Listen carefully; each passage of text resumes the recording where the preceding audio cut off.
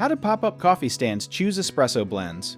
Pop-up coffee stands choose blends that taste balanced, work well in milk drinks, stay consistent, and suit their customers and equipment. A coffee blend is a planned mixture of beans from different places, chosen to create a steady flavor all year.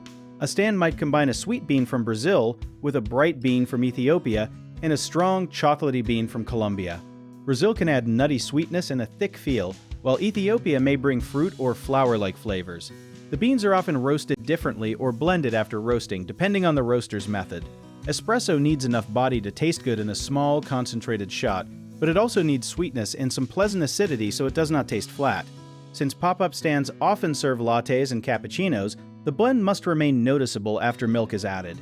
One lesser-known detail is that water can change the best blend, because minerals affect extraction and can make coffee taste sharp, dull, or bitter. Owners should test each blend using their actual machine, grinder, water, and serving sizes, then record the recipe and taste results. They should also ask customers what they enjoy, because a bold, dark blend may suit one neighborhood, while a lighter, fruitier blend may suit another. A common mistake is choosing beans only because the package sounds impressive, so taste the brewed espresso before buying a large amount. Another mistake is copying a recipe from another cafe, even though different grinders, water, and machines require different settings, so adjust the grind and dose together.